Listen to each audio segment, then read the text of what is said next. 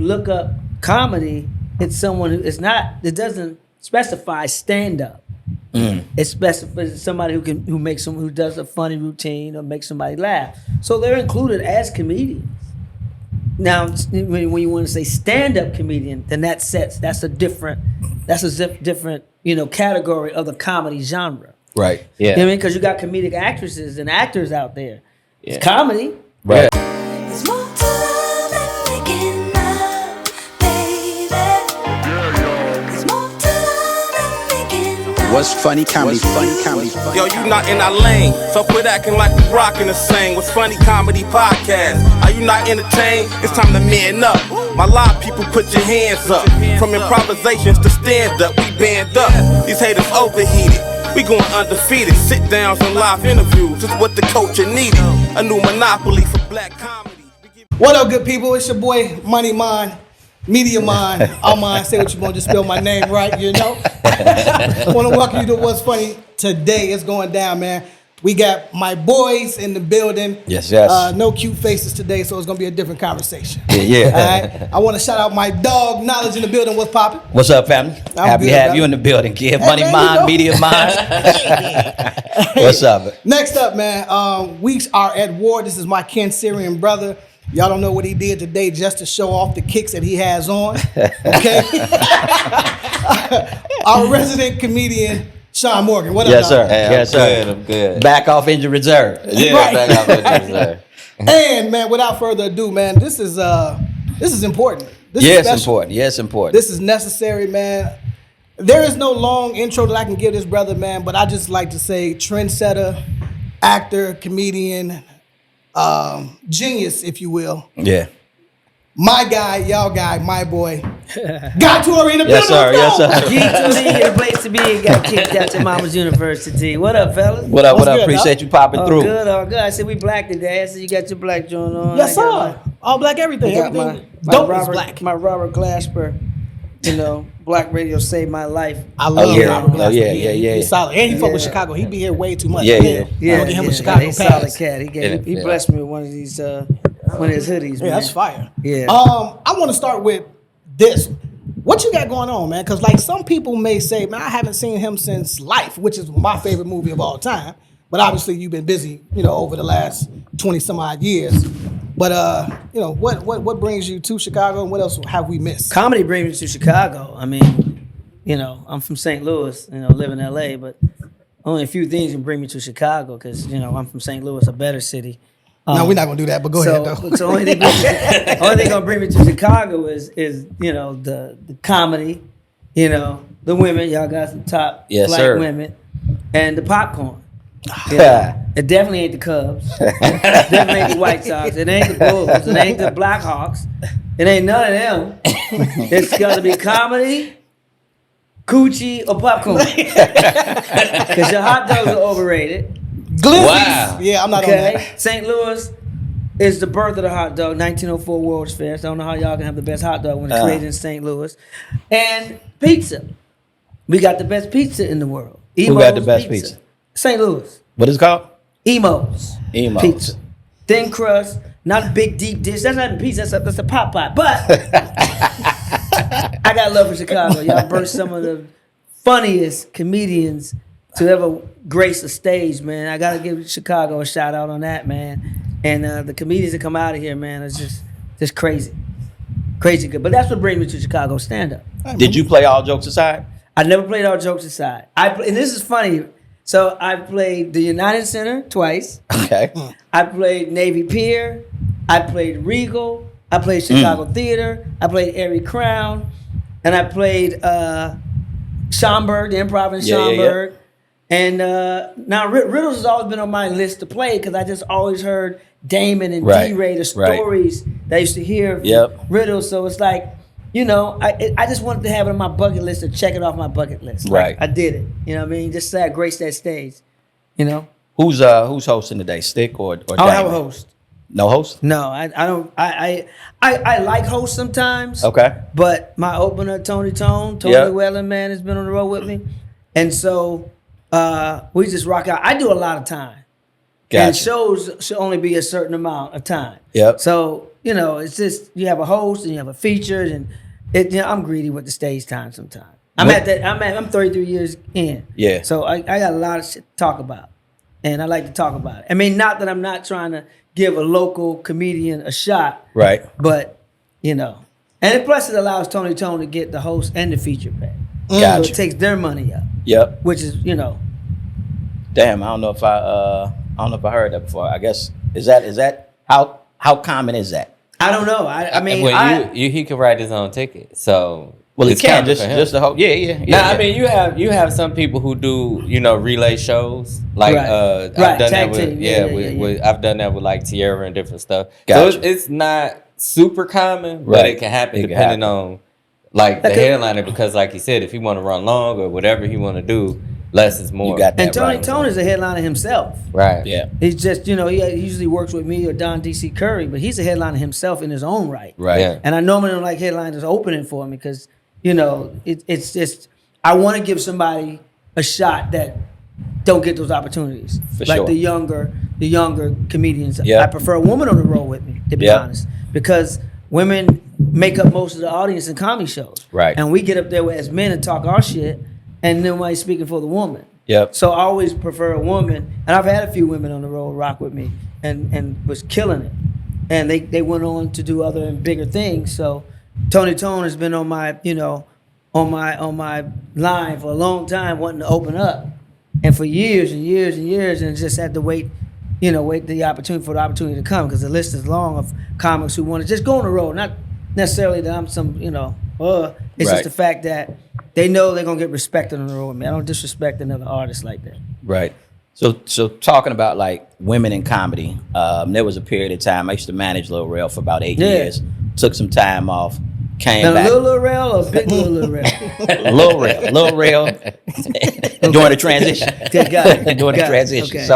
So That's my guy. I mean, he's in my documentary. yeah. When I came back to the comedy world last year, it looked like women were as strong as ever. Really, like in Chicago specifically, it's like, Okay. damn, they kind of like the hottest in Chicago. If you Got it. kind of look at like who's up next, etc. You got the Just Nishas, the Corey Mm-hmm. Bells, etc. Miss Pretty Ricky. Pretty Ricky, but not here in Chicago. But Right now, okay, Miss Chicago, Chicago. I'm talking Chicago. But I want you to speak to the that. Queen Like, Adele Givens, you know, that's one of Adele. my There you OG. For She sure. helped raise me in this game. For Gotta sure. give Yeah, Adele that's- Givens a shout out. gotta always give her love. So, is that something that you're seeing across the board in comedy? Like, have women kind of taken that next step, in your opinion? It's interesting. And there's always man. been dope women, but it just looks different to me. Looks You- different for you, but more. Maybe Maybe- more impactful, I think.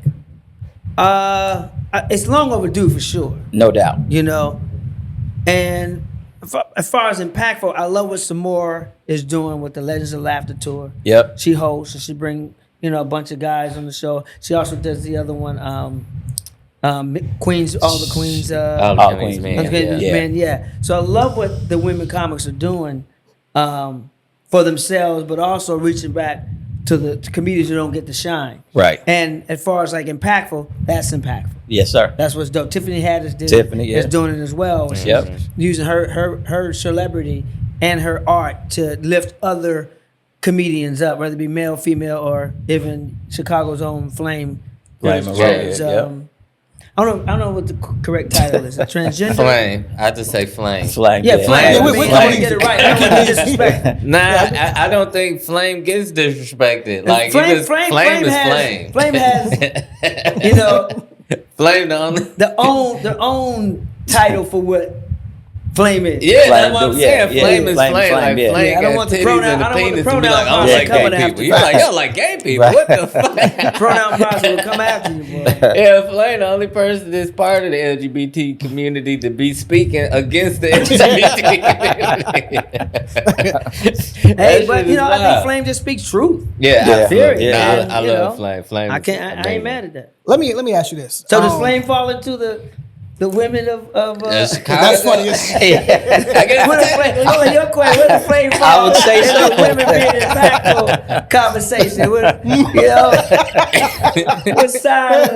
what side of the latrine you go with Flame? what bathroom does he go to? Right. Yeah.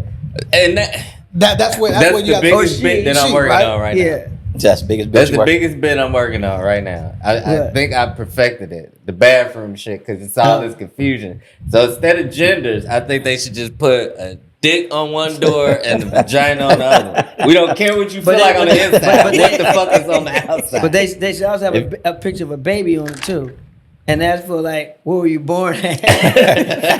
Like, we need this shit so that we can knock this confusion. I don't give a fuck about your inside. I just want to pee with people that pee with the same shit I pee with. That's it. Let me give a ask fuck you this, about guy. your inner feelings. Do you think with the emergence of influencers and skits, and we kind of had this conversation a lot, do you think it's easier now for that style of comedy to get in the game? What style of comedy? Just being a comedian, period? Yeah, being a comedian, period, but only doing skits. Like, I'm not hitting the stage. I'm just funny. Well, yeah. on I mean, camera. when you look at the definition of comedy, and Donnell Rawlins, hit me to this when he did my Phat Tuesday documentary. Love that Is that documentary, when you look up comedy, it's someone who it doesn't specify stand up. It's specifies somebody who does a funny routine or makes somebody laugh. So they're included as comedians.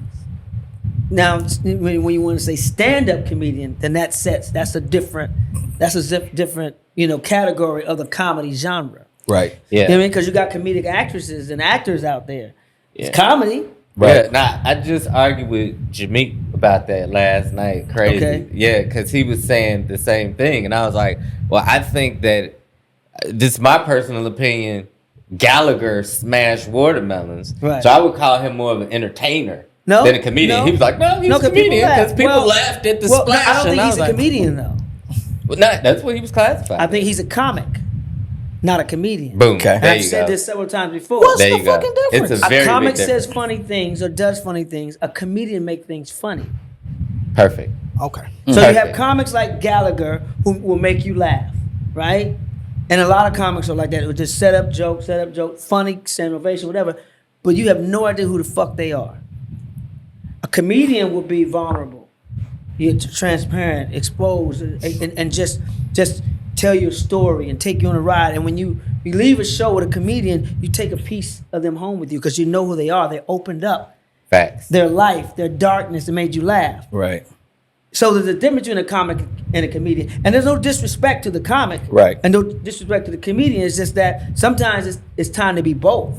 Right. As a comic, you're going to need to be a comic when you showcasing. You don't have the luxury of doing your whole set and let Right. people know into who you are. And you can do it in a comic set, But like to me, I say, I remember I was talking to Martin Lawrence one time, and we're at the Laugh Factory, and I'm dropping names because he's a legend. He's one of my OGs. For sure. And this came from somebody who's a legend. So we're at the Laugh Factory one time, and there was a comic on stage, and he was like, "See, there's a difference between he didn't say that. He said, see, comics gotta have that Hollywood 7. That 7 minutes when you're showcasing. No matter where you are, it's like a single.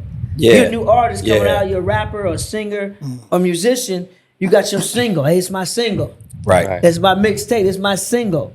And that single should really, in that 5 to 7 minutes, tell somebody who you are, what your style of comedy, a little bit. You gotta have, and then, when we do our headlining sets, then that's the full album. Right. And I try to look at things in terms of that. Like when you go do spots, I'm not doing an hour and a half. I'm doing 10 minutes, 15 minutes. Right. So that's like maybe 2 of my singles. Right. So this is kind of who I am. Come see me live in a headline and see the full album and see who I really am. So to answer your question, Gallagher is a comic. And the people who does sketches to answer yours, they're comics. They're comics. They make people laugh. They're funny satire. Right. Yeah, 'cause, like when we did the show before, I said they lean more towards comedic actor or improv than stand up. Right. People like, no, fuck that. I'm stand No, up. stand up is different. Yeah. They can't call themselves stand up. Yeah, but Unless I you mean, stand your ass up on stage. right. Right. Otherwise, sit your ass down and be a social median. Yeah. Which is what Bob Sumner calls them. Yeah, social social medians. medians. Yeah. Social medians. Yeah. Speaking of Bob Sumner, we honored Bob during this past festival with our That's my Icon guy. Award. That's Is, my guy who discovered me. Can After God. After God. Can Def Comedy Jam, Comic View is that stuff going? Can you ever have stand-up shows like that have that type of impact, or is it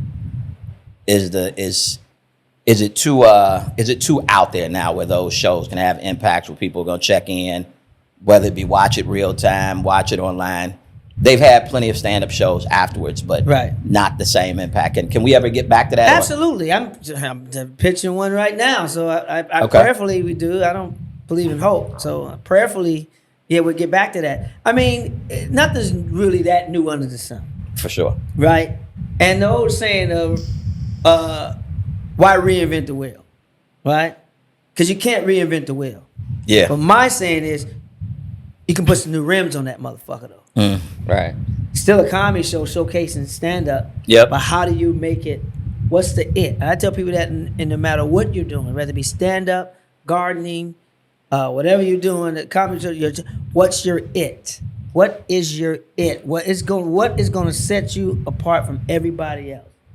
What's going to be your it? What's going to be your calling card? What's going to be your identity? What's your point of view? What's your it? And you never know what it is until you find it. And when you find it, you're going to be like, that's it. So to do a stand-up show like that, you got to find the it of that show. Okay. And comedy has changed so much to where it's new generations now. What's interesting, this new generation of TV watchers, because I'm an old school Def Jam. Right. You know, a lot of my audience probably dead, but they died off by now, or on their way, 1 foot in. But so this new generation that are coming up, you know, how do we reach them? How do we find that it that they're going to respond to? I mean, that's why I got questioned by some veteran comedians why I had like DC Young Fly in my documentary Phat Tuesdays. And I was like, because, you know, I want to reach out to the future generation. I love stand-up comedy. I want my genre to continue. Right. And if I'm like, that's not cool. So I want to learn from them. They learn from us. And DC Young Fly was one of the few comedians in his generation who was always asking questions. Yeah. Hey, OG, what you got for me, OG? Oh, you got, man, throw some, man. I appreciate y'all Def Jam niggas, man. Y'all, man, teach me what you got, man. I mean, he was always asking the OGs. And some of the comedians in his generation, you know, you old Def Jam niggas, y'all ain't hot no more. It's our turn now. Yeah, okay, that's cool. But, you know, go ahead and do an hour on stage. Right. With hecklers and somebody having a seizure in the room at the same time, or somebody having a heart attack in the room at the same time, or a fight break out, and see if you can get the show back in line and do what your job is supposed to do. Nothing beats being on that stage. Yeah. Put that work in. Get them reps in. Now, because how funny you are off stage. Right. When it comes to the stage, that stand-up part, you got to be tried and true. You got to go through some shit and stand the test of time, or whatever the situation is. Did either one of y'all, this is for Sean and Guy, did either one of y'all feel a way about comics going overseas to Saudi Arabia and getting that Arab money? Man, get that, Nah, man. hell no. You can't say, you gotta say Arab. Yeah, the Arabic. Okay, all right. Sorry. That's the right.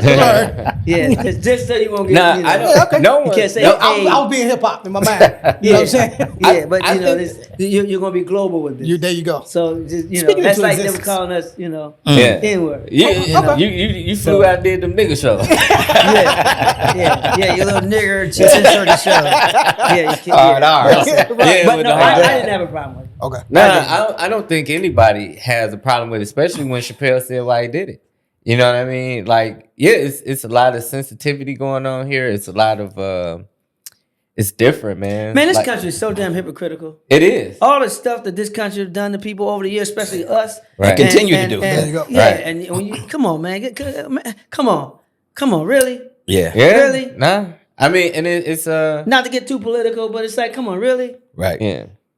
Nah, Fuck out here with it's comedians used to be the people that can say Used and to do be. certain shit. Used to be. You Why say fuck used to around, be? say the wrong shit Why say now, used to and be? be on the cancel Man, bus.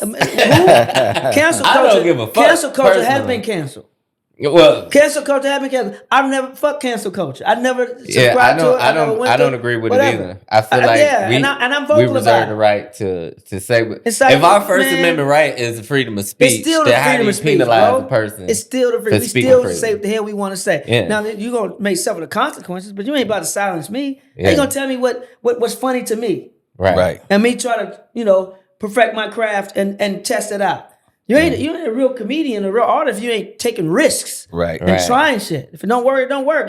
America's gotten too soft and sensitive, man. Yeah. America's coming a punk ass. We got a man. We start manning the fuck back up. Facts. Yeah, nah, dead ass. I went to this is a true story. I went to a military Navy graduation, right? And they have stress cards where like drill instructors can't yell at them. If they pull these cards out, they have to stop yelling. Damn. What is it, soccer now? Listen, they have rails on the bunk bed so that these fuckers don't fall. Ain't no better teacher than Right. falling the fuck out of the bunk bed. Hey, let me tell you That's the something. best teacher. I grew So up. I was like, bro, like I walked through this shit and I was like, this is the military. So now, if Russia finds Damn. out, all they gotta do is yell at niggas, and they gonna give up all the secrets. They gonna pull out a stress card. I ain't saw all this shit now. Yeah, you Everybody can pull turn out to a Jerry stress Lewis card. and shit. That's funny as shit. They gonna be getting their fingernails pulled off and pulling out stress cards. Yeah, you gotta stop. Oh, you mean they're gonna get their painted fingernails pulled off? I see where you went. Yeah, I know. I know exactly what he on. He been hating on Chicago since he got here, man. We're not doing that. Steve. Hating on I see Chicago what you since he did stepped there. Oh, what, in. is that Chicago then? Painted fingernails? That's what we're doing. I thought you might have been talking The about my difference boy between a Ken. comic and a Oh, comedian. but You know what I'm saying? Well, I was just saying, a lot of the generations, the younger generations yeah. doing that. Because, USC, I'm a Missouri fan, but I'm a USC fan too. So he played USC. So I wasn't thinking about that. But, Okay. Yeah. but, well, if the polish fit, but I grew up, I'm an Army brat. My dad was military, 2 tours of Vietnam. My dad was, he spent some time in Chicago, Yeah. like South Side. I heard he was a part of a gang called the Termites. Now, why would anybody name their gang the Termites? I mean, my dad was a little motherfucker, but that you tell me you're a termite, you're not intimidating me at all. That's like a minor league baseball team name, the Termites. But my dad was a drill sergeant. Took 170 men over to Vietnam and brought 170 back. Right. So what? And we grew up like that. My dad, man, you come see my show. I talk about my dad on stage and how we grew up with the drill sergeant military. He was 5'6", Napoleon complex, mean little fucker from Lexington, Mississippi. Grew up on Halstead Street, raised over there. So that's what they doing now in the military. Yeah. My brother, who's retired Lieutenant Colonel Ramon, fought in Iraq as well, Afghanistan. So. He didn't. I'm sure that wasn't his military either. See, He's older cut than me. off. We were the last. So I came in the military as they was phasing. Well, this you shit don't out. ask, don't tell generation. Well, they all don't ask, don't tell. No, but it wasn't. Were you in it when they implemented that? Yeah. Okay, you were still in it when they did that. Yeah. because that wasn't the thing. No, until- it was always if you couldn't talk about it openly. Don't ask, don't tell was basically if we know it, then we know it, but it implied won't get you kicked out. But saying it would get you kicked out. Got it. You know what I'm saying? Like if Got you it. that was the only way to get out back then. Like if you walked up to your captain and was like, "Hey, captain, I love the taste of penis," he'd say, "You could do it at home." That's the only way you can get out that contract. Wow. So now, So do you think there were a lot of people who were faking it just to get out? I'm pretty sure there was. You gotta but, hate the military. Yeah. Well, let me but see, the problem with that is when you Yeah, have but take one for the That's team. like Richard Pryor when he said, "Man, she was so fine, I suck her daddy." Yeah. When I was studying comedy coming up, and I heard him say that, I was like, "This man risked his sexuality for a joke." joke, That's how yeah. dedicated he was. Yeah. Then later you find out. that he He probably was was really like, yeah. He's still in the great stuff. Nah, but back to the what you said. I had a meeting with some people. I won't even say who it was because they was trying to bring out a show. And I said, well, we got away from just the basic shit. And this is why the shit ain't working. Right? By the time I did Comic View, by the time I started getting of age to do these shows, Comic View Bruce. They got this nigga dancing. It's party gras with the fat guy dancing, and then we had That was his style, though. No, but what I'm saying is that shit was unnecessary. Let's just keep it a buck. This is no It was calzone. It was unnecessary. Every episode to have Bruce dancing is bananas. But so we had that. Then we had Bad Boys of Comedy with Dougie Fresh as the host. Who There did was no Bad Boys of host. Comedy? I did it twice. No, who produced it? So Diddy did the second year. Okay, that's I do it. I let Sean answer like, oh yeah. And Take and that, then take that. Tony Bob Tuck. Sumner did the first one.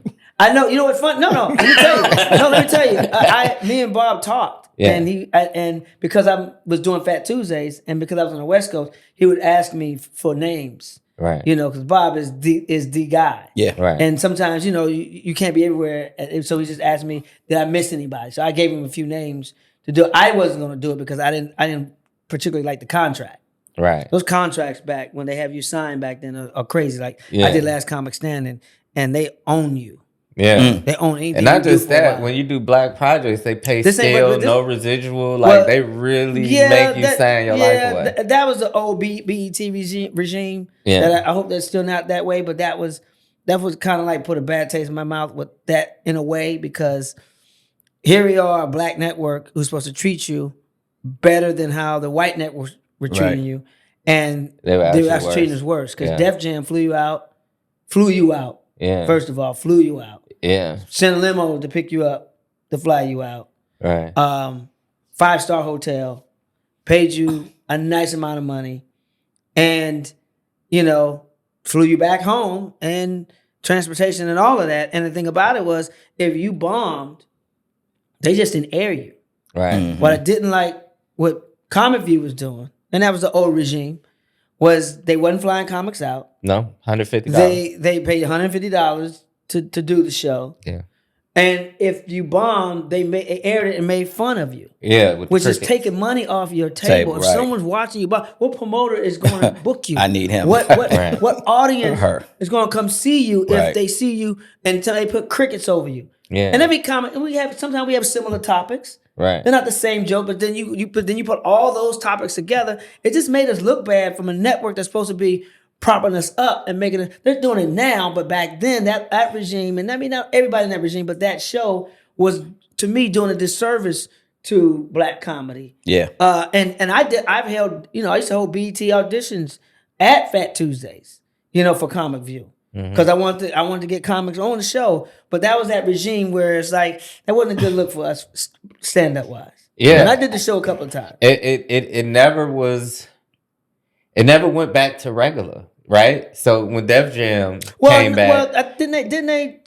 Kevin Hart hosted a series. yeah, he did. He Yeah, did that one was mic much- stand. One mic stand. Yeah, Yeah. He one did mic one mic stand, stand. yeah, that But that was probably that was a the lot better. worst, like production wise. You think- It looked great, but like the talent pool. If you watch the show, they canceled it before it even finished. Really? Yeah, it wasn't a good Crowd show. was weird too. Yeah, I remember that because crowd crowd was did it. real weird. Yeah, I did Yeah. it, and it wasn't. I came it to a couple of wasn't those fun. tapings. It wasn't fun when I did it either. It And I wasn't? had just came off I of thought it was fun okay. shit, and it was like, ugh.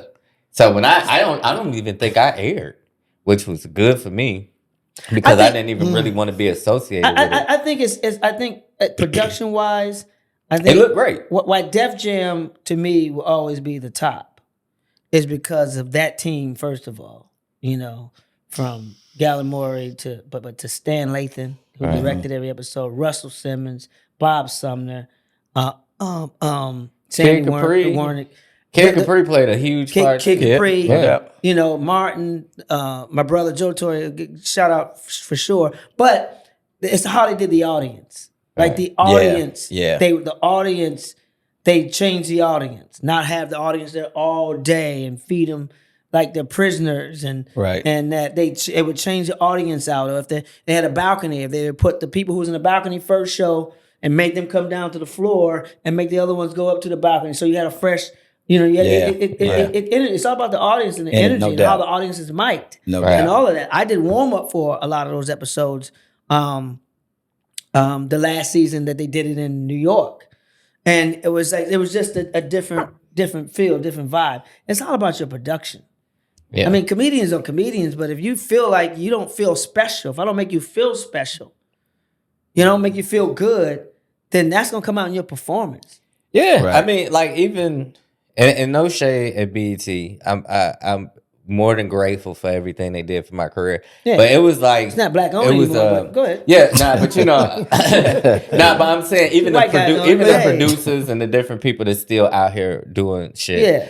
Like when we did it, the models got dressing rooms and they ate first, and it was like it had got so bad that I asked the producer, I said, "Is this fucking model view or comedy view? How the fuck?" And they walking around shitting on us. Now, if they Because we was like the bottom feeding niggas. They're like, We here, the take this talent. fruit. Yeah. But we was treated worse. It was insane. I was how we treated a were little different, and maybe because of I had a few other credits under my belt already. But if they would have produced that show, like they produced the BET Awards, Yeah, yeah, because the BET Awards is to me the best award yeah. show on TV.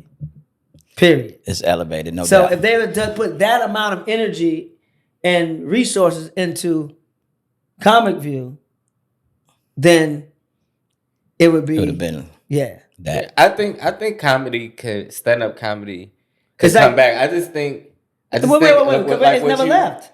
I mean, in that sense, it has left because we haven't had. We had Comedy View reboot recently. Well- and then it had been like 4 or 5 Oh years. yeah, in what happened with between. that? It wasn't good. I I don't. There's no other way. So this is what, in my opinion, was the downfall of Comic View.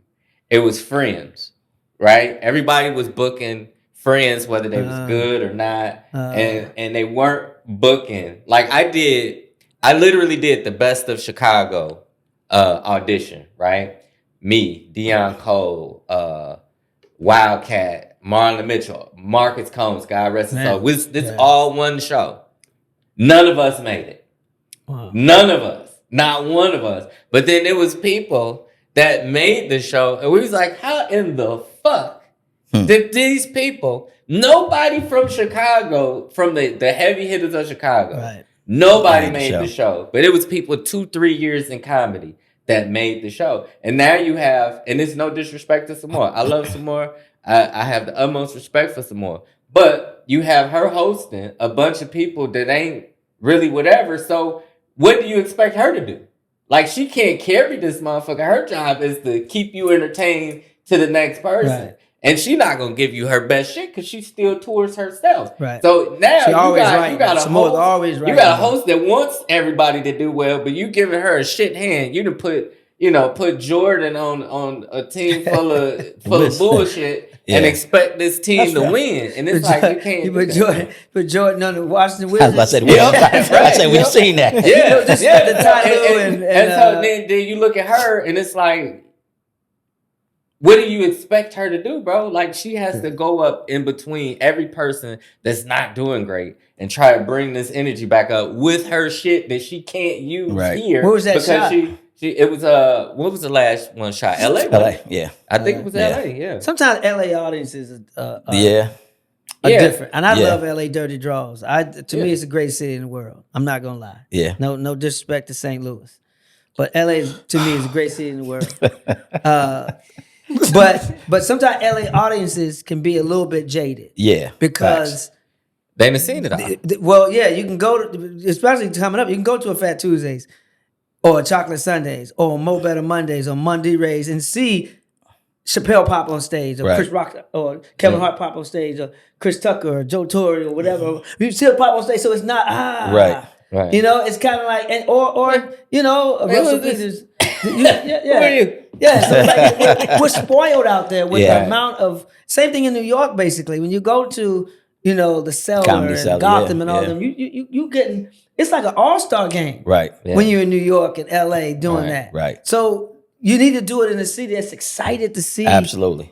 that type of production, excited to see this comedian, that comedian, or discover a new comedian. Yeah. And doing it, it was cheaper to shoot in New York, LA, because most of the comics are there. You don't have to Yep. really fly a lot of them out. You got the crews already there. But if you care about the show itself, you care Right. about the integrity of the show, the energy of the show. Don't just say, "Well, they funny, they funny." Well, I tell you what, Place where it's a big deal. It has to be I right. tell you what, Comedy View will never shoot again. Where? Here.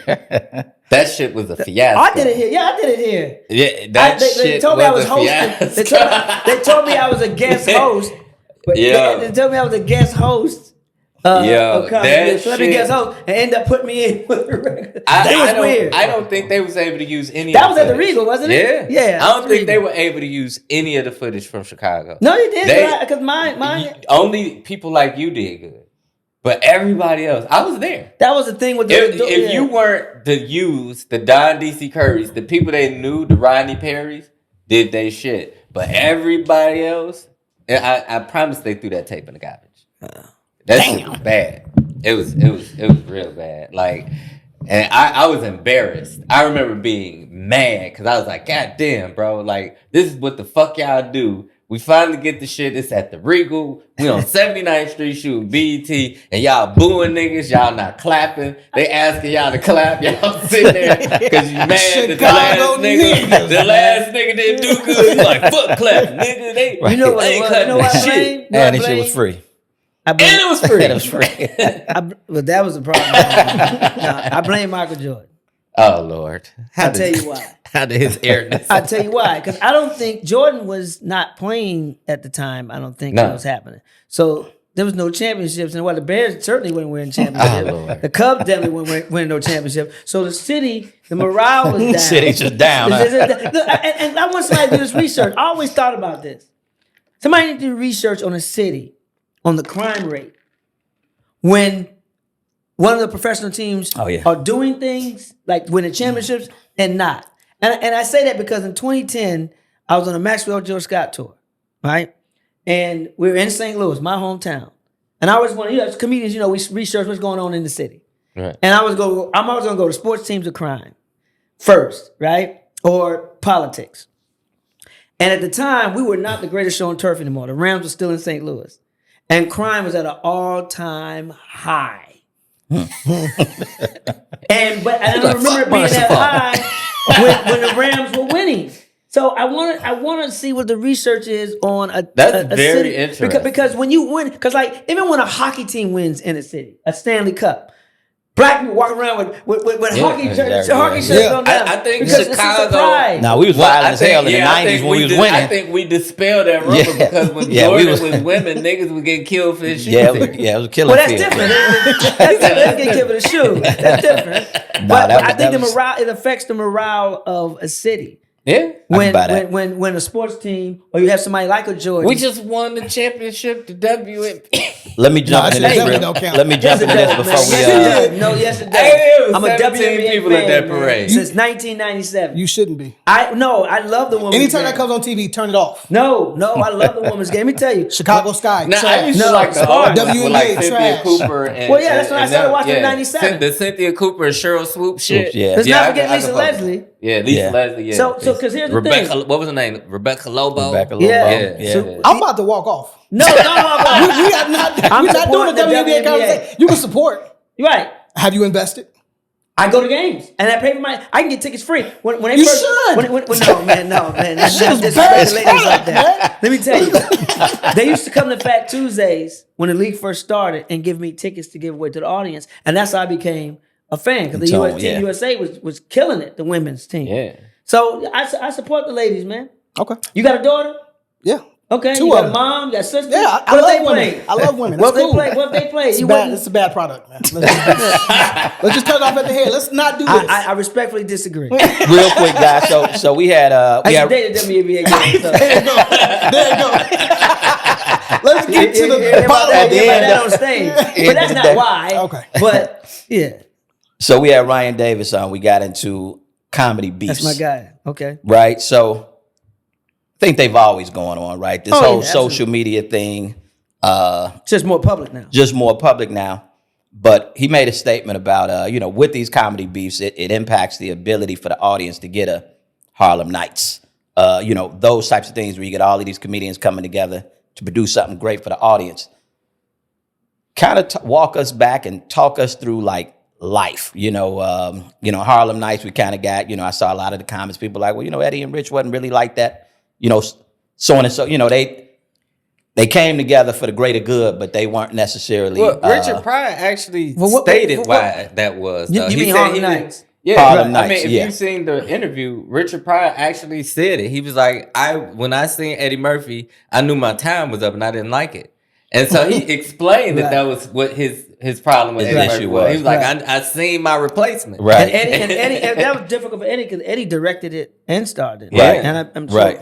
co-writer to write it. Yeah. That's a lot of hats to wear. For sure. Yeah. And then you're working with your OGs. You working with Right. the guys that inspired you to do stand up. That's Yep. a heavy bag. And I think, and they may have looked at him as like, who this young nigga is basically, and he's looking at him like, Yeah. Right. And I think he said they never direct again after that because of the experience on that. Yeah. I want to understand. Yeah. They about to Yeah. do his documentary. His Yeah, first saw that, documentary was great. Yep. This one I can't wait to see this one. This Yeah, one be being Eddie, yeah. fire. But Yeah. it's life was Yeah, take us to that set. Like life was the most fun I had on any set in the 33 years I've been in this business, and that was because of Eddie Murphy. okay. Because the first, and I say this in a lot of interviews because it can't be said enough. Eddie, on the first day, Eddie set the tone. He said, "Let them go. Let them do what I trust them." Basically, and when you trust a comedian, you have somebody like Eddie telling the director, "Let them go. Let them have fun." Man, and that's very important for a period piece because when it's a Right. period piece, you can't do today's slang and you in the 30s and 40s. So you got to really trust you. You got to really, as an artist, you got to study that period and make sure you're saying the right slang. You're doing the right, handshakes, the right walk, whatever. You got to study that whole era to be right, even though it's a comedy, still. So Eddie set the tone with that, man, and allowed us. And Bernie, man, God rest his soul, man. Bernie kept us in stitches the whole shoot, even when we weren't shooting.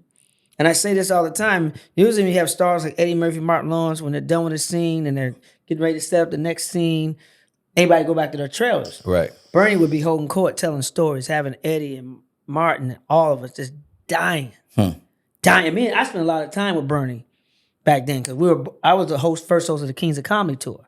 So I was hosting the Kings of Comedy Tour, and then during the week, Bernie and I were shooting the movie Life. So I learned a lot from Bernie. That's dope. And Cedric and Steve too. DL wasn't on the tour at that point. He didn't join the tour after I left, voluntarily left. But yeah, man, that set of Life was just amazing, man. And a lot of it was ad lib. A lot of it was they gave us the freedom to ad lib. Like Bernie would ad lib all his shit. A lot of his shit. Like the table, the scene at the table when they, what you in for. Bernie really didn't have any lines. He had a couple of lines, but then when they put the camera on him and everybody else running lines, he would just ad lib. That's what they say. I mean, he was just wanted none of that shit in the script, man. Right. Genius. Like I'm not just saying that because he's passed away. He'll know I said it then. He was pure genius. That Jack Lang had all that. Bernie created all those little nuances. That's dope. All those little things. That's The dope. script was okay when we read it, Right. but who made that movie was Eddie, Martin, and Bernie. Yeah. How many years in were you at that point when you landed that? In comedy. Man, we shot in 97. No, shot 98. Okay. 97. We shot in 98 because Okay. Kings of Comedy Tour. We were doing the Kings of Comedy Tour at the time. So I'm not good at math. So I started in 92. So 6 Okay, years. so 6 years. 6 years. 6 years. Yeah. I was 6 years in the game. So how did you That's feel amazing. landing that so early in your comedy career, like landing that role? How did that happen? God is the source of everything, and it's like you don't really understand it until you're away from it, and you look back and like, look at God. Because Yeah. I'm telling you, a lot of doors that were opened for me, I give myself 1% credit for it. Phat Tuesdays, one of the greatest comedy nights in the history of comedy yeah. for what Yep. it meant and what it stood for and what it influenced. Not because of me, because God gave me the assignment, and an assignment was to showcase other comedians who didn't have the opportunity. And I was doing comedy 3 years, and I started. Who the fuck am I? Right. Come to LA, and 3 years later, create one of the It's greatest crazy. comedy nights ever. It was God. It wasn't me. I'm glad He chose me. He could have chose any of us, but I'm glad He chose me. Right. And I'm glad I was trying to be humble enough to understand the assignment. And my thing was just want to showcase other comics. I had an agent manager already, but there were so many comics in the hood getting overlooked. I'm like, man, bring the hood to Hollywood. And we can all eat. It's enough money for all of us in this motherfucker. Yeah. Right. And let me open the door and usher y'all through. All the funny women, all the funny men that were on stage killing it. And Hollywood started coming out. They're coming out to see these stars, see these people, man. So getting life so early in my career was just, I think I'd already done American History X. Mm-hmm. Yeah, because I did American History X. Because that was a different type of film from life, but I'm still in prison. I put other niggas in prison. but yeah, so getting those things in my career, I didn't really look at it as, hey, look at me. Right. I saw myself there, meaning it wasn't like, oh, I'm better than anybody else, I'm changing, I'm going Hollywood. It's like when I got into the game, I trusted God so much that I knew I would be okay. I knew these jobs were coming. God assigned me all these movies or TV shows that I've done. I was on Good News. I think it was after I did Good News, the sitcom. So it was, and that was very early in my career. But Joe definitely, my big bro, definitely got out there first and helped pave the way. Yep. And made it easy for me because I got to live with him for 4 years for free. When you don't have the stress of having to pay rent. Yeah. That was a huge component as well. So yeah, I just when you, it's funny because my mom said something years ago and my dad passed away. And now she's gone. Condolences.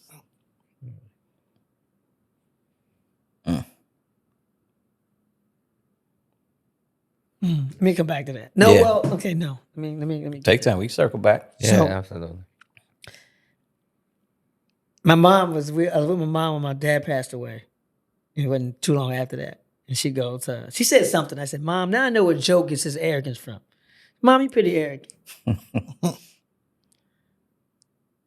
You know what she told me? She said, I'm not arrogant. I'm spiritually bold. That's strong. It is. And it took me years to understand what that meant. Spiritually bold. She had so much faith. Yeah. She ain't worried about nothing. Man. Nah, that's 100. I mean, she did a great job. Yeah. Not 1, 2 superstar songs. Hey, my dad had a lot My to do with kids that too. probably Yeah. wouldn't have been shit if they existed. My dad, I wouldn't have raised shit. my That's dad why too. dad didn't do Black it. dads matter. Yeah, nah, Absolutely. absolutely. Black dads Absolutely. matter. He was right there too. Absolutely. Because he came back. They had separated. Because he came back from Vietnam, fucked up. Yep. And Mom was like, yo, we out. Took all the kids. We went to New York, then St. Louis.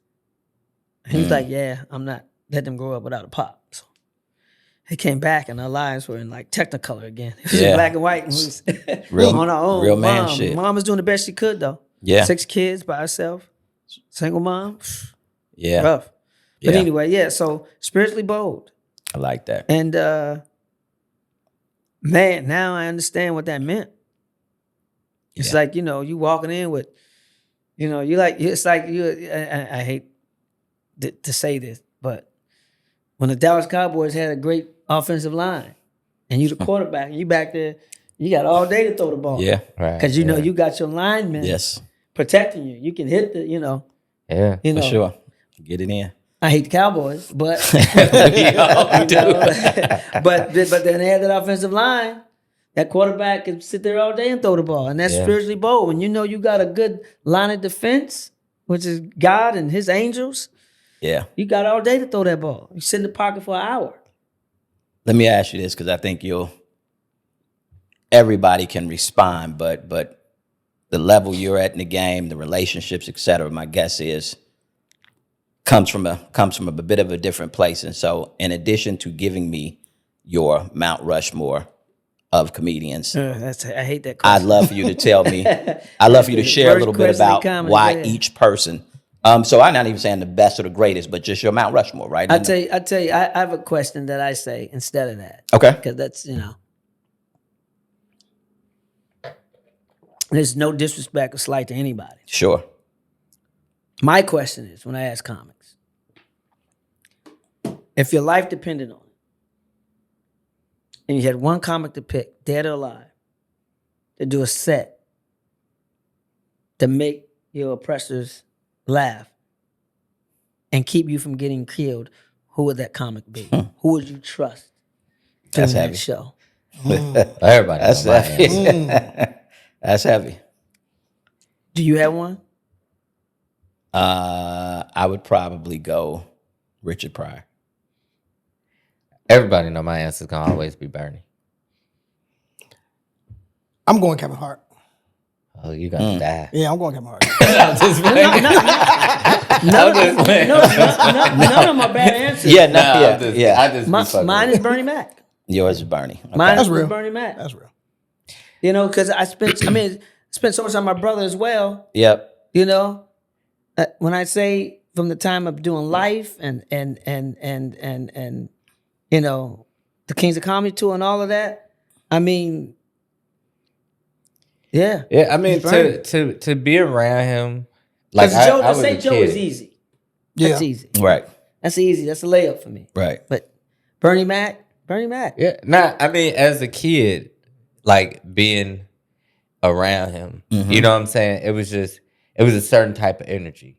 You know what I'm saying? And it was infectious to the point where he did Career Day at Morgan Park. And Morgan Park has like 7 comedians that are relevant from that time. Morgan Park is what? High school. For people who don't know what Morgan At Park Morgan is. Park High School is where, so like Bernie went to CVS. My mom and her What's best CVS? friend, Chicago Vocational High School. Okay, because I'm thinking it's So- a drugstore. No. So You talking to the world my right now. mom, my mom, Bernie, his best friend, her best friend, which was his best friend's sister, they all like was in high school and shit together. Your mom So said, yeah. you So- think Bernie hit? You think Bernie hit? Nah, I don't. He's been with Rhonda since high school. So I doubt it. He's been with his wife since then. So hopefully not. But ain't no. I was That wondering would if be that was funny. why Bernie was his comedian then. No. So like he literally 7 comedians because of that one day being around him, even just in Career Day. So for me to be around him in multiple spaces, like even I remember when one time I was talking to Janice and he was mad because a lot of people don't know this, but he was dying in every movie. Right? He was dying in every movie. He died in Above the Rim. He died in The Walking Dead. He died in like 5 straight movies. Like they even wrote him to die on Friday originally, and they changed it because it was against the whatever of what was going on in the movie. Like the Mr. Parker scene was dark at first, and then they Oh, was changed it? it to I didn't know that. to the midget shit. Yeah, because he got tired of dying. Like if you watch Above the Rim, he wouldn't let them put the shit on his teeth. So he was a bum, but this motherfucker had $3,000 smile. Because he wouldn't let them put that dirty shit on. He was like, I paid too much money for these motherfucking teeth. Like, so he wouldn't let them do it. So just being That's around earlier him. in his career, yeah. Yeah, so just being around him, especially like you said you've been around, well, you obviously was around him filming. Just his aura was infectious. Yeah. You know what I'm saying? Like just being around him, he was like, I just want him to, you know what I'm saying? Because that's just the type of person he was. So Now, this is ignorance on my part, but I want to ask you guys. So that's a great question, by the way. So, not surprised you said Kevin Hart, but when No, I not said at all. Richard, you framed it as oppressors, right? So I assumed a certain skin type. No, right? not skin type. Just anybody who wants to like take your life, and they said, okay, if I don't laugh, you dead. So Yeah. nothing to do with the colonizers. Let me ask you. Did Bernie and because Kings of Comedy was primarily a black audience. Did he translate as well to white audiences? Obviously, as a comedian, he I mean, played the white everything. people in the audience laughed.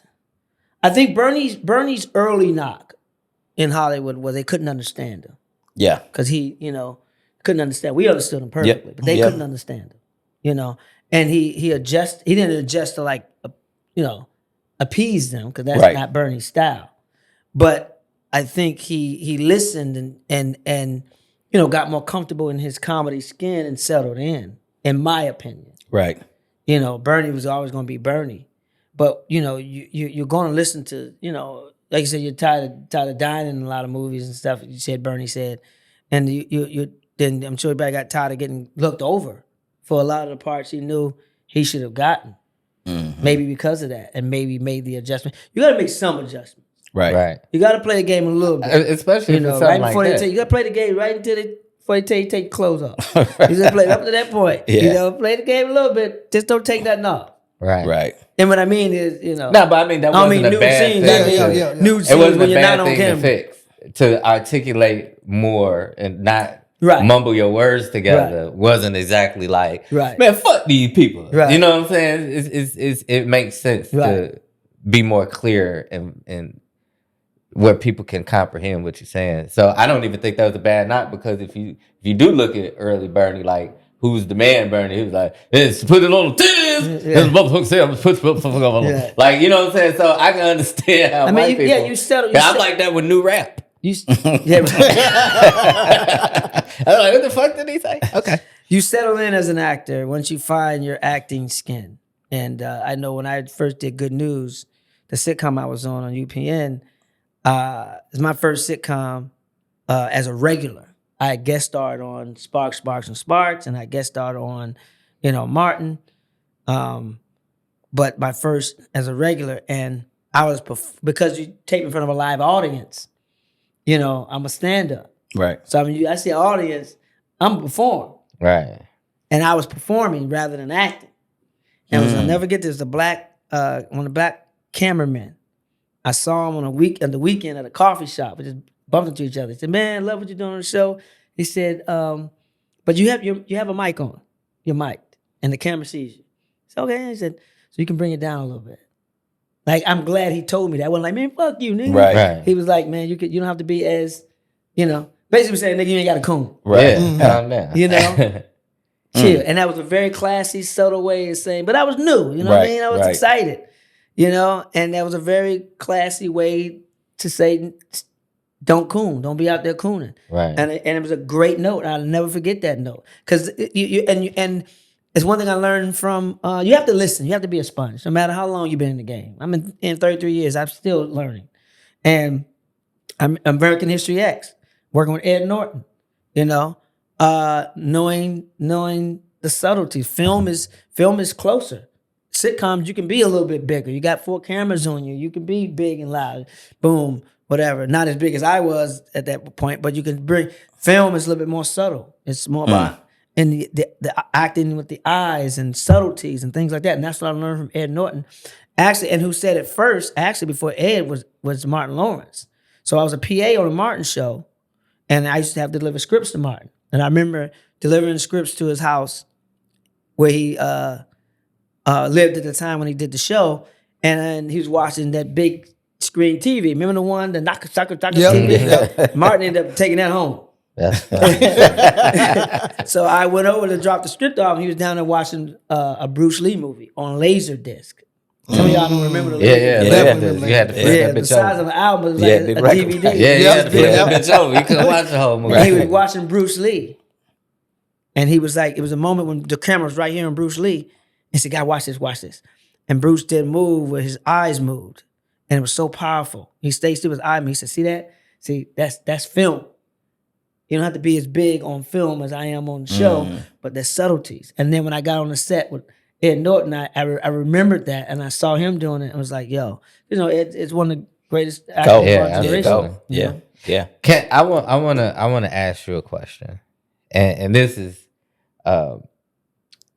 like I say this all the time. I feel like I was born at the wrong time.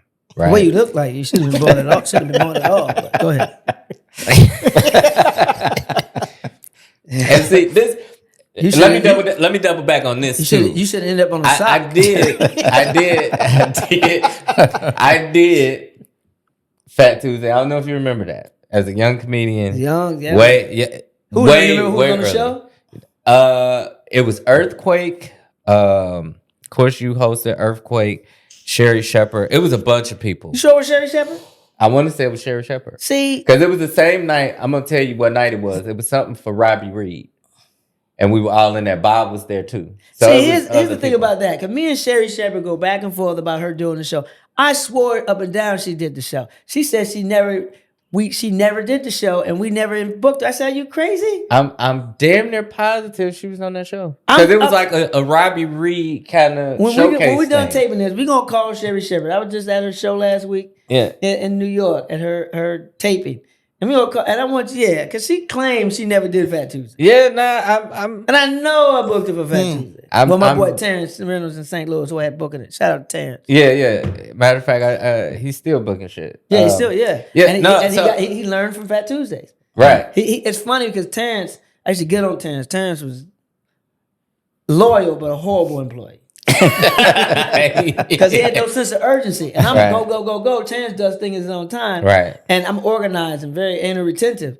So when he left LA and went back to St. Louis to start his comedy nights, after a while he called me and said, "Man, I want to apologize." Like, what? Man, now I know why you're being so hard on me. I said, "Yeah, bro. Yeah. Nah. Yeah. Now it's your pockets." Facts. That is because I pay. Yeah, Phat 'cause Tuesday you came ain't- out of my pocket. Right, I didn't have no right. sponsors and shit. Right. I had a limousine company, but it wasn't like bread. Right. You know. Yeah. Nah, so double backing on the Phat Tuesdays. So that was a different time for comedy. And I don't know if you remember, but this was my first time ever doing it. And I don't think the comedians now would have been able to survive that. Ooh. Right? Because like how we playing now, that's how it was, Yeah. period. Yeah. Like you had to earn your intro. Yeah. You had to earn the respect of people. Because like when I came back there, it was like, "Hey, I'm Sean Morgan." The guy was like, "Are you funny?" That's all I could fuck about. And I'm like, "Well, I don't think they would have me here if I wasn't funny." And so it was just it was like Big Brother, like freshman. We love you because you go to our school. So if it's a school fight, we'll fuck somebody else. But at the same time, I'm a senior and Yeah, you're a you're a freshman, freshman. so I'm gonna Right, give right. you that kind of shit. Well, Phat Tuesdays worked his way to that. When I first started in the belly room, it was just potluck. Right. Meaning potluck is you draw a number out of a hat and that's your spot where you go up in. Right. Period. When I moved to the main room, I knew how important that room was. Because Right. Richard Pryor graced that stage. Right. Eddie Murphy graced that stage. We're a black knight in a white/Jewish club on Sunset Boulevard Yeah. Right. on the main stage. Right. And God gave me enough wisdom back then to be like, you can't fuck around with people who ain't ready for Right. that night. But I also talked to the industry and asked why they stopped coming out the comedy clubs or Phat Tuesdays when I was in the smaller room. They said because by the time, this is a Tuesday night, Right. by the time the people went up that they wanted to see, it was too late. You know, because you want to save the best for. So when I moved to the main room, I cut out all the people who weren't ready and only booked people who were ready. Now, some people still bombed. I mean, it's comedy. It's going to happen. Right. But I only put up 4 comics, maybe sometimes 5, but not like the 8, 9, 10 comics I used to put up and give people 3 to 4 minutes. So it evolved into that. It evolved into, okay, this is a black night. This is a night in the main room at the comedy store. They got to see the best of the fucking best. Yeah. So I had to work my way up to that point. Yeah, And but it was an we honor joned. to We- ever we- be able we to did do it. the Hell yeah, dozens. they roasted the If you shit want out of me back sensitive- then. Man. Yeah, and I don't think they would have survived that. But I want to get back to this question, right? If you had to pick, because I feel like I came in at the tail end of everything, right? The Def Jam era was over. The Comic View era had went to the Dancing Bruce's. Like I literally came at the That Bruce the dance, end. man. I came at the end. Do you get what I'm saying? Right. And so I look at if I was just a little older, what could have been, right? And so now I'm not terribly old, right? But I see these influencers. I'm still under 50. So Damn, you look older than me. listen, it's the gray. I'm 56. Yeah. I'm Lawrence Teller age. Well, no, take the same. No, so I look at influencers and how quickly they can get to a bag, right? Right. But I don't envy them, right? And I still feel like I wish I was part of the guy Torry, Joe, the that era. Like, you know what I mean? I really feel like I was born too late. If you had to pick, Or maybe you started too late. no. What time did you start? I started at 21. I just turned 21. Still, yeah. maybe you started too late. Because Yeah. Chappelle and them started like, and Aries and them started like 13, 14 Yeah, years old. yeah. I remember Sinbad saying that Chappelle used to open for him. And Chappelle was so young, he had to ask Chappelle's parents if he could take him on the road with him. Right. That's why And now I Chappelle remember was a genius from... when I turned 21, well, I didn't have nobody who would advise me to do that. So when I turned 18 out of high school, I went straight to the military, literally at 18. So I started my comedy career still while I was in service, right? Got it. I was still active duty when I started, and that's what eventually made me get out. But I was still 21. I talked to Bernie at 20. And then I started when I can get into the clubs. So the first person that I really was fucking with back then was Nick Cannon. So Nick was younger than me. So that was the first example of I seen, because he had to be brought in the club, do his set, and then brought out the club. So that was the first example I even knew that. So I was like, shit. So by the time I started, the all jokes aside, Jasmine jokes on you and all that shit was gone. It was over. And I missed that. And then I started the Comic View at that point where it was kind of starting to fade out and it wasn't no stars being made from it again. But I got to see both eras from the middle. You get what I'm saying? So I got to see the Def Jam people, and then I get to see the internet people. Right. And they, even though they get into a quick bag, like I still feel like if I had to pick which generation I wanted to be in, it would definitely be yours. Would you change, seeing how shit is now, would you change to this era, or would you stay in your era? And when you talk about change and things like that, then you're trying to change what God did. Yeah. And I'm just not saying messing with- preference. I know. I was exactly born when I was supposed to born. I supposed to be born. I started comedy exactly when I was supposed to start comedy. I wouldn't change a thing because, starting Phat Tuesdays was so important to not just me and not just comedians, but Hollywood.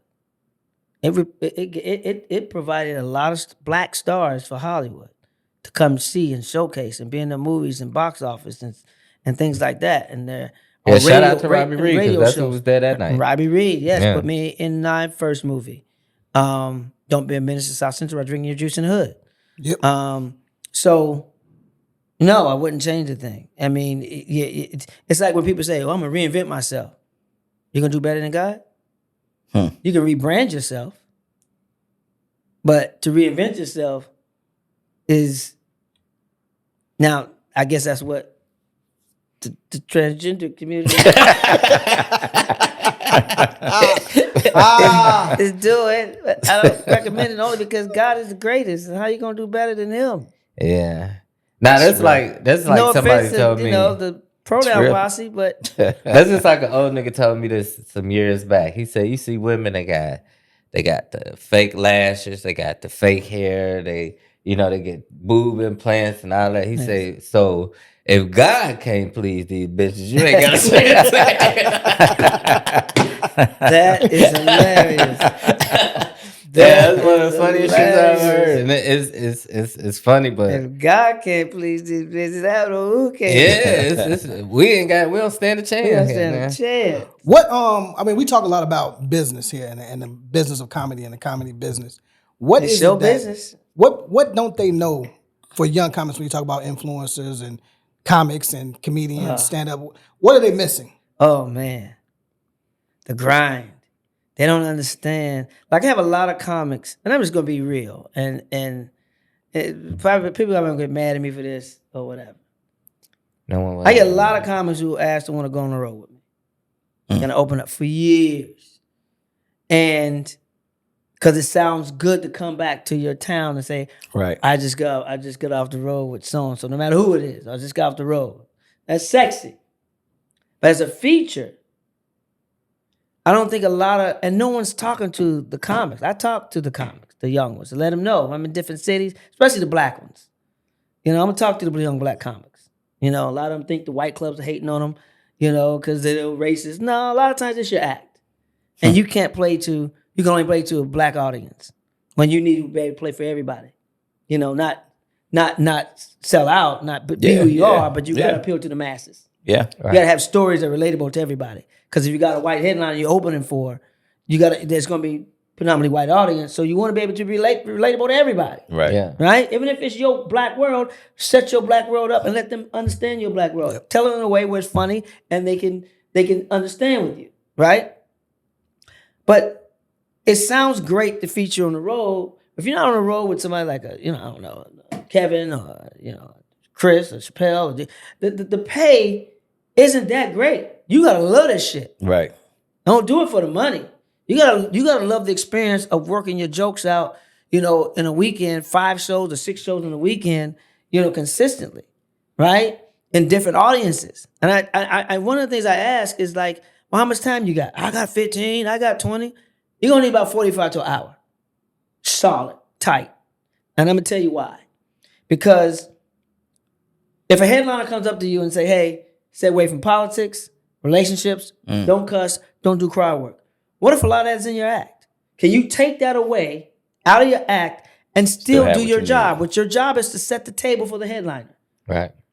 Your job is to stay out the headliner's way, as far as jokes and topics and premises, but still get the audience at a level where they're laughing funny, so the headline come in and take over. Can you take those things out of your act and play in front of a mixed audience, predominantly white audience, conservative audience? If they tell you to be clean, can you do it clean? And don't get the attitude. When they think they can't follow me, they're scared of me. Nobody's scared of you. It's like can you do all that? Can you have that solid 45 minutes without any of that shit and still do your job effectively because you still want to work? Right. Then feature spots don't pay shit. They don't fly features out. Yeah. They don't fly openers out. Do you have a buddy pass so we can get to the town free? Do you plane tickets now are gonna cost you no less than $400 or $500 when you going from West Coast to East Coast to East Coast to West Coast. Okay? You gotta eat. Right. Gotta eat. You can eat the club. Some clubs charge the features to eat. Most clubs hopefully won't, but you gotta eat. Breakfast, lunch, and dinner. You gotta put yourself up. If they don't have a comedy condo and the comedian doesn't have in his contract or her contract for an extra room, 2 rooms or 3 rooms, you gotta spring for your own hotel room. You better have some friends and family discount. Okay? That's gonna set you back. If you're just playing the whole weekend, that's gonna set you back at least maybe $300-$400. Yeah. Your plane ticket gonna set you back $300-$400, $500, $600. You gotta eat, right? And you're getting paid $75 a show, $100 a show, Right. $75 a show, 5 shows. Is that gonna cover? And don't forget you got bills at home. Right. You got bills at home you gotta pay. May have a kid, may have a wife, may have a girlfriend that live with you. You got other shit to do. You got all of that. You got to take all. It sounds sexy. Yeah, I'm on the road. Right. Yeah, I just got back. So you can peacock around the other comedians who ain't on the road and feel good, but you broke, Right. nigga. So do you have all of that? To take all that into consideration. And that's why I say with my features, and they pay a little bit more sometimes, but that's why I say, okay, I don't want to host because I want my feature to make that extra money. Yeah. You know what I mean? Gotcha. I'm gonna have my contract at least 2 rooms when I can. Some comedy clubs be fighting, be pushing back on that shit. Yep. But I'm gonna pay for every meal on the road for my feature because I know they're not getting paid when I'm getting paid. So I'm gonna cover your meals for you if we roll out and eat Where we eating at the same time. Whatever I got a taste for.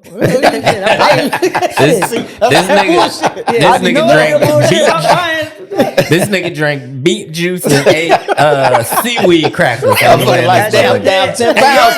Fucking with guy. That's some Greek yogurt. You got all the yogurt and seaweed crackers. Hey man, I almost died 2 months ago, so I changed my whole shit up. Yeah, I was on that table.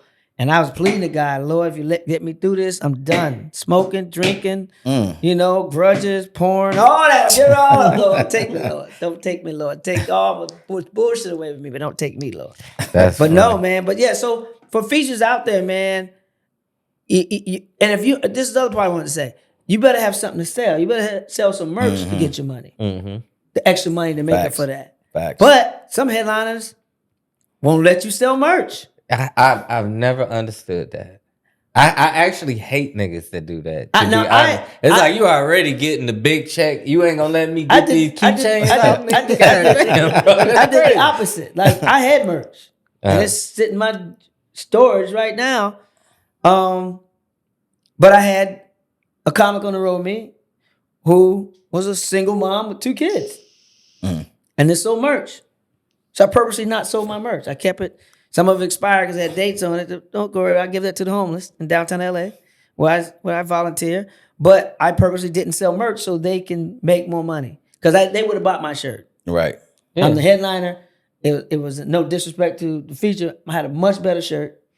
And if I would have sold, it was because I can afford to have a much better shirt. Right. And I can spend a little bit more money to make it look, to have the quality. Not that there's one quality, but they came to see me, so they're gonna buy my merch. Yeah.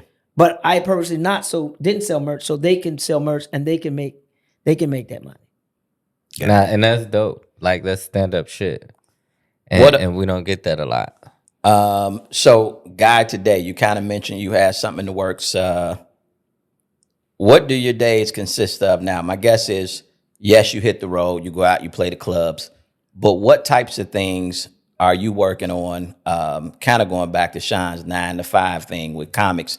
You know, I think we had our last episode and I asked one of the comedians that were on, like, if you were able to be put in the room tomorrow, what would you talk about? What would you have? Like room with the important folks. I got 5 shows that are ready to go. I got the Phat Tuesday doc that is my foundation.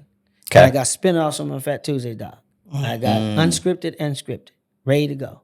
Damn, really? Ready to go. Ready to go. You have to. Even when you go in and pitch, they tell you to pitch, you should have at least 3 projects. Okay. Right? And you pitch you save the best one for last. You never pitch the best one first. If they don't like it, then you're going to be the ones that ain't as strong. Like, So what about this bullshit? yeah. Save your strongest one for last. Like a headline, like a line. First, middle, feature. But yeah, you gotta, because I love being in production. I love being in production. It's this side of it, because being on this side of it, I can give more people opportunities. Okay. You know? So being talented is great, but you only have so much power when you're talented. When you're a producer, executive producer, and a creator, you can help more than you can affect change. You can put food on other people's table. So yeah, I got projects ready to go. Got you. So would you say, like, you know, Sean kind of talked about his class of comedians, and I think that they're trying to figure out this new wave, right? We're in terms of the day. How you lost? I don't see how. My generation is fucked. How? Bro. So if you think my class of comedians, like your class, I can name 30 niggas that's legendary or made it. In my class, there's Tiffany Haddish, Rail. Who else would you say from my class? I would say that's Carlos Miller. Carlos. Is someone. Well, yeah, Carlos. Carlos. Yeah, Carlos. Chico is he? Well, Carlos would be like, he would be if I'm a senior, Chico would be like a sophomore. And he really popped because of the 85 South shit, but he's still young in comedy though. Until he takes his hat off. Oh, he's still young in comedy. So like Carlos, I remember him starting. Yeah. So I guess you could kind of put him, but like I was already Sean when Carlos was like new. Yeah. You know what I'm saying? So like even on Who Got Jokes, I sabotaged the nigga on purpose because he was like, you know, opposable threat. So and instead of no deeper, people want to know what that sabotage. No, so when we did Who Got Jokes, I got to pick the lineup of the remaining people that was in the finals with me. Okay. So I put him up after me. So everybody else in the history of the show always closed their show out. They let everybody else rock out. Right. And I said, no, I'm gonna do these 2 niggas, me and then Carlos. And so when we was all at the production dinner, Bill was like, I'm curious why you would feature on your own show and let him close it out. And I said, well, to be honest, it's because like he's, to me, no disrespect to the other comedians, but he's the one I'm kind of Strongest one. worried about. So I want him to think about following me because I know how he feels about me. I know he look up to me. So I want him to look out there and bask in my glory and choke. And that's what he did. See, I would have taken that, and I would have. You tell me no, I'm gonna tell you yes, and I would have. It's different, wired a different way. He was a young comic back then too. Yeah. So, but now, but it was nervous. It was nervous energy because even when I said it, you can see him. Like, damn, I gotta go up after this nigga. see, So, and it was psychological, more warfare psychologically than anything, because talent-wise, he wouldn't have made it to the semifinals if he wasn't talented. He Right. made it to the Definitely last talented. round. Definitely You know what I funny. mean? Yeah. So even when I seen him, I told him, I was like, you're gonna do good shit in this business. But yeah, so if we go, That was I guess we could say Carlos. It's definitely diabolical. Yeah, it was. Definitely diabolical. It was. the But I method wanted to that madness. Yeah. I do the opposite. I set myself up to fail so I can win. Well, Okay, now hold on. Explain that. So it was a time when I was doing Philly, the Laugh House, and I was opening for Brumman. Mhm. You know, shout out to Reginald Ballard yeah, from the Fifth that's Floor. my dude. And he had a bigger name, of course. I mean, he was the Martin show was hotter than slave pussy. Hot. But I knew he was just starting out. He was just coming into stand up. Right. Yeah. But he was the headliner. And I knew I just wanted to see how big my balls was. Like, if I can I follow somebody with a bigger name? So I said, hey man, I know you headline everything. If you don't mind, can I close? And you keep the same money, you know, whatever, but can I close? And I was kind of like, I want to see him be my balls up, but at the same time, he was just starting Yeah. to do Right. stand up. Right. Not that he wouldn't have done well, but I knew, Yeah. you know, Right. where I was and where he was at that time, you know, it would have been maybe. And Yeah. he's a friend, so I'm like, but Yeah. I want to see if I can follow a big name. Like, Reginald, And got to see, it. I'm the So- opposite. But I went out and I did it. It gave me a chip to go and Right. Yeah. crush it because I want to, you know, and I'm not one of those guys either that has the headline. There's comics out there who get frustrated if they're not the headliner. Yeah, nah, fuck Come on, that. man. You done my money straight. I don't give a fuck if I'm headlining. Yeah, I mean, Open the show. and that's a testament. I'm with you. That's I'm a a testament bug. to you and your skill set, because there was times where, like, shout out to Tina Graham, we did a show Godmother and comedy. she had she said the lineup, and she said so and so JB Smooth Sean, you bringing us home. I said, now you mean Sean JB Smooth. 'Cause this was about 15 years ago, Yeah, JB, yeah, right? yeah. And so I was like, and we was in Jersey. I was like, nah, son. And she was like, look, and this is so funny because it's a true story. This nigga was in there kicking a hole in that bitch. You understand me? Sure. And the only song that was in my brain playing was "Watching My Life Go Down." I was like, how the fuck am I gonna follow this shit? And so that was a very pivotal moment in my comedy career, because when I went up and it got quiet because niggas was really like, well, who the fuck is is home? this to Right. come up after the After shit that. we just seen? After the And stage is gone. it killed it, right? And Not the killed, first but shit, killed. he- That's what yeah, it that really shit killed. Yeah. When I say he murdered that shit, and so the first shit out of my mouth, I said, I feel like the last nigga in a train, running the train on the bitch with the littlest dick. Like, I really don't even want to. I really don't want to put my dick out right now. Seen in Harlem Nights. Right.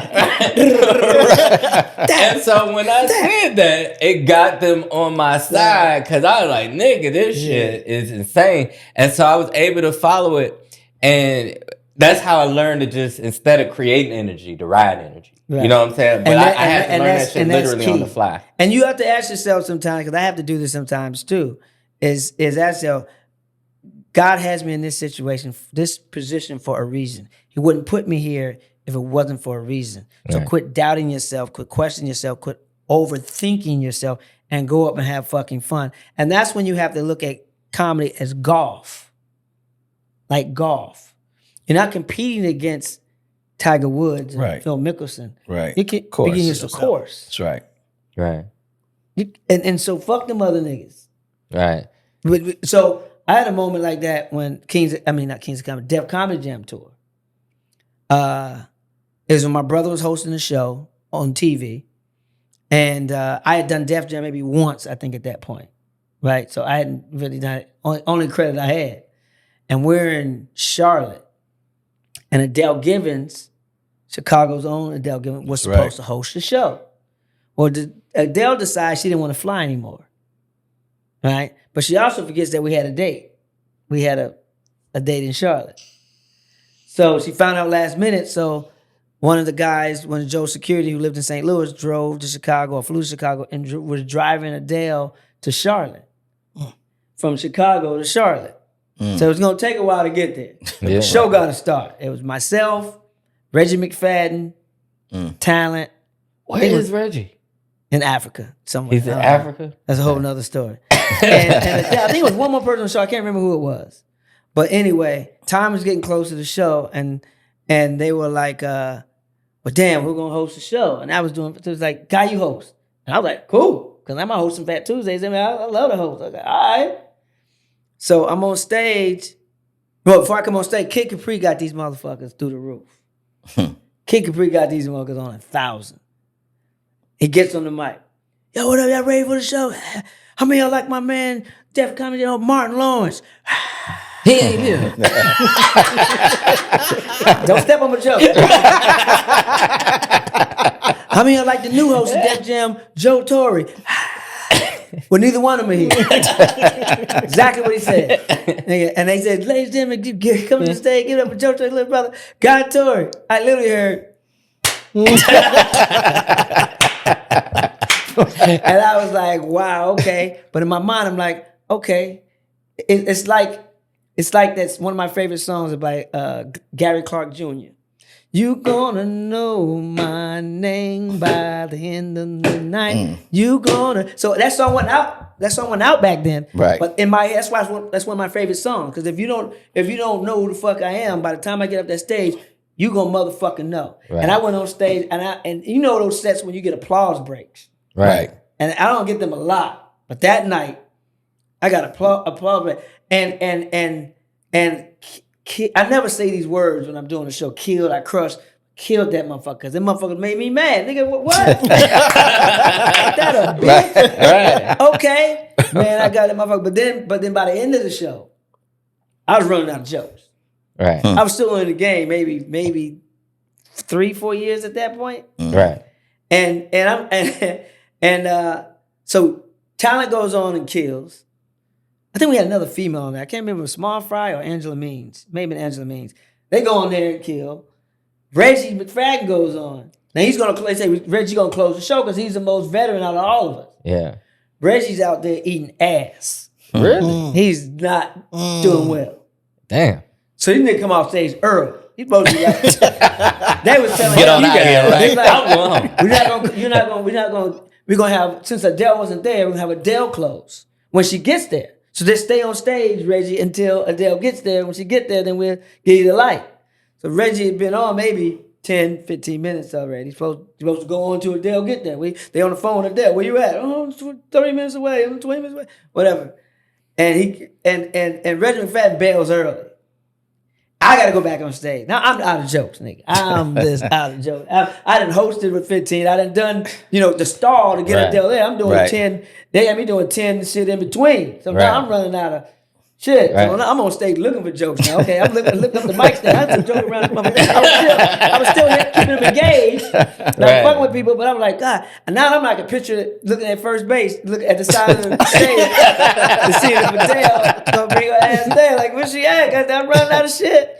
I can't talk about no motherfuckers. I talk about big titties and corny niggas and what. I'm out. And then she came on stage, jeans, kicked her shoes off, sweatshirt, and straight from the car, straight to the stage and killed it. But it was that moment of, man, they looked at me like that, like I took my dick out in church. Hi, Torry. I was like, thank you, kid. Yeah, nah. Yeah, that's a hell of a fucking intro. That's Nah. hilarious. I think Neither one of them here. that's a good place for us to end. Yeah. You know, Yeah, I mean, we've been talking 9 hours. yeah, it's a lot going on. It's gonna be part 1 and part 2. Fuck it. Now, I We're want gonna to do say a this. Patreon too. I want to say this sincerely, right? And I mean this. One of the dopest parts of being a comedian to me, right, was or is moments like this, right, where I watched you in Don't Be a Menace. I watched you, as we talked about it in the car. I said, what was the name? You wasn't Guy Torry, motherfucker. You was another nigga. The world famous Guy T. The world famous Guy T when he first came out. Niggas didn't know me So- back Crenshaw. Yeah, look. World famous Guy T. But that show you how deep I love comedy, how much I really rock with it, that I know this shit, right? Right. And so to see you in American History X, which is one of my favorite movies, like that's ever, crazy. and that's no cap, nigga. That shit was mind blowing. Yeah, Phat it's Tuesdays. tough. You know what I'm saying? To be able to be a comedian that was relatively new, come on there, get roasted, but earned a friendship. You know what I mean? We've been good ever since.